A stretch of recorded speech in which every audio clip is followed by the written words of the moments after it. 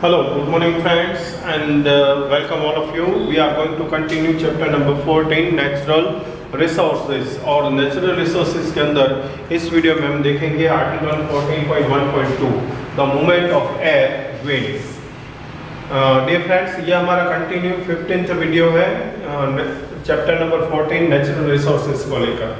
इस बात को ध्यान में रखते हुए हम शुरू कर रहे हैं the movement of air winds in our atmosphere due to the heating of air and the formation of water vapor। ये तो हम जानते हैं कि जब पानी है एटमॉस्फेयर के अंदर, जो पानी है उससे गर्म होता है सूर्य की गर्मी से, और सूर्य की गर्मी से गर्म होने के बाद इसमें से पानी की भाप बनती है, मतलब वाटर वेपर बनती है। Water vapour is form due to the heating of the water bodies and the activities of the living organism. कहाँ से ये वाटर वेपर प्रोड्यूस होती है? तो वाटर वेपर प्रोड्यूस होती है एक तो वाटर बॉडी जो है like a pond, lake etcetera etcetera, ये सारी हीटिंग लेती हैं और हीटिंग लेने के कारण वाटर बॉडी में से वाटर वेपर प्रोड्यूस होती है, और कुछ एक्टिविटी लिविंग ऑर्गेनिजम्स की है जिसके थ्रू वाटर वेपर है वो प्रोड्यूस होती है। The atmosphere can be heated from below by the radiation that is reflected back or radiated by the land or water bodies। क्या होता है? Atmosphere can be heated, atmosphere भी गर्म होता है। किससे गर्म होता है? By the radiation of the sun. Sun heating जो है, सन की गर्मी जो है, सन के रेडिएशन है, उस सन में से आने वाले सन रेज थ्रू जो रेडिएशन है वो रेडिएशन एटमॉस्फेयर को गर्म करता है, और गर्म होने के बाद क्या होता है कि जो यहाँ पर रिफ्लेक्शन मिलता है, रिफ्लेक्शन ये मिलता है कि ये सारी गर्मी रेडिएशन है वो वापस रिफ्लेक्टेड बैक होते हैं या फिर री रेडिएटेड होते हैं, और री रेडिएटेड होते हैं कहाँ पर? लैंड एंड वाटर बॉडीज को वो रेडिएट होकर गर्म करते हैं। ऑन बीइंग हीटेड, शुरुआत में convection current are set up in the air. सबसे पहले एयर के अंदर कन्वेंशन करंट सेटअप होता है। इन ऑर्डर टू गेन, इसका फायदा ये है some understanding of the nature of the convention current. कुछ समझदारी की बात है जो कन्वेंशन करंट को लेकर नेचर के अंदर जो दिखाई देता है। When air is heated bye the radiation from the heated land,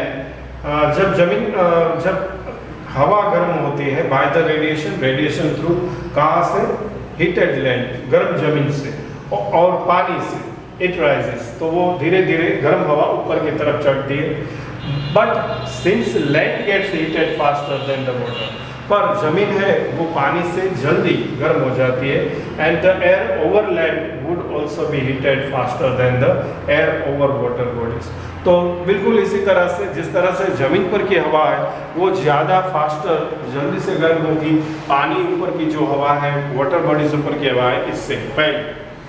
if we look at the situation in the coastal region, अगर जो हम कोस्टल रीजन पर मतलब कि दरिया किनारों पर देखने जाए, during the day the air above the land gets heated faster and start rising. तो वहाँ पर समुद्र के किनारों पर जो ज़मीन है उस ज़मीन की हवा सबसे पहले गर्मी लेते ही जल्दी से वो हीटिंग एक्सेप्ट करेगी, फास्टर हीटेड होगी, एंड जैसे ही वो गर्म होगी वो राइजेस अप होना स्टार्टिंग कर देगी। In this air rises a region of the low pressure, और हवा ऊपर की तरफ उठने से वहाँ पर है लो प्रेशर क्रिएट होता है, and it's create and air over the sea moves into this area of the low pressure, और इसके कारण समुद्र पर से seas moves into this area, तो समुद्र पर की हवा है वो ये जो वैकेंट एरिया प्रोड्यूस हुआ है लैंड पर उसकी तरफ वो गति करते रहते हैं। Area region to the other creates winds, और इसके कारण जो विंड है वो प्रोड्यूस होता है। Okay, during the day the direction of the wind would be from the sea to the land. तो दिवस के दरमियान दिन के दरमियान जो पवन की दिशा है वो पवन की दिशा रहती है from the sea to the land, समुद्र किनारे से जमीन की तरफ रहती है।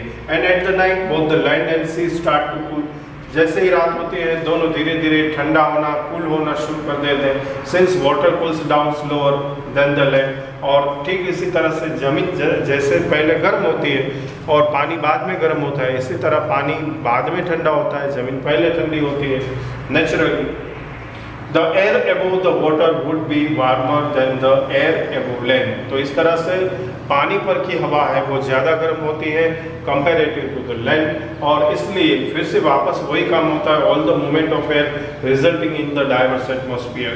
तो इस तरह से यहाँ पर जो कुछ भी मूवमेंट देखने को मिलती है एयर से रिलेटेड, ये रिजल्ट है डाइवर्स एटमॉस्फेयर फेनोमेनन का। are caused by the uneven heating of the atmosphere in a different region of the earth। और इसके पीछे कोई कारण है तो वो है इरेग्युलर जो हीटिंग मिलती है एटमॉस्फेयर में different regions of the earth पर, इसके कारण हमें ये डाइवर्सिटीज देखने को मिलती है। The rotation of the earth and the presence of the mountain range in the part of the wind are couple of this factor. और एक कारण है, और ये कारण है रोटेशन ऑफ द अर्थ, ये भी इसमें कंट्रीब्यूट करता है, and presence of the mountain range ये भी एक हिस्सा है। Paths of the wind are couple of this factor, जिसके कारण विंड है वो प्रोड्यूस होते हैं या फिर उसकी दिशा तय की जाती है। तो ये था हमारा बेसिक वीडियो पॉइंट नंबर 14.1.2 को लेकर, जिसमें हमने मोमेंट ऑफ एयर मीन्स के विंड्स किस तरह से प्रोड्यूस होते हैं और इसमें क्या क्या चेंजेस देखने को मिलते हैं इसके बारे में बताया। टाइम है इसे एक बार फास्ट फॉरवर्ड करने का। The movement of air winds in our atmosphere due to the heating of the air and the formation of the water vapour. Water vapour is formed due to the heating of water bodies and activities of living organism. The atmosphere can be heated from below by the radiation that is reflected back और radiated by the land or water bodies. On being heated, convection current are set up in the air. In order to gain some understanding of the nature of convection currents, when air is heated by the radiation from the heated land or water, it rises. But since land gets heated faster than water, the air over land would also be heated faster than the air over water bodies. If we look at the situation in the coastal region during the day, the air above the land gets heated faster and start rising. As this air rises, a region of the low pressure is created and air over the sea moves into the area of the low pressure. The movement of air from one region to the other creates the winds, and during the day the direction of the wind would be from the sea to the land. At night, both land and sea start to cool, since water cools down slower than the land, and the air above water would be warmer than the air and land. All the movements of air resulting in the diverse atmosphere phenomenon are caused by the uneven heating of the atmosphere in the different regions of the earth. Second, the rotation of the earth and the presence of the mountain ranges in the paths of the wind are a couple of these factors. Okay, dear students, आपका धन्यवाद करते हुए कि आपने इस video को अच्छी तरह से समझा और सुना होगा। इसके बाद वाले नेक्स्ट वीडियो में कुछ एक इम्पोर्टेंट क्वेश्चंस हैं जो आपके सामने डिस्कस करते हुए हम इस चैप्टर को कंप्लीट करने की तरफ आगे बढ़ेंगे। इस वीडियो में यहाँ तक आपका फिर से एक बार धन्यवाद करते हुए thank you very much and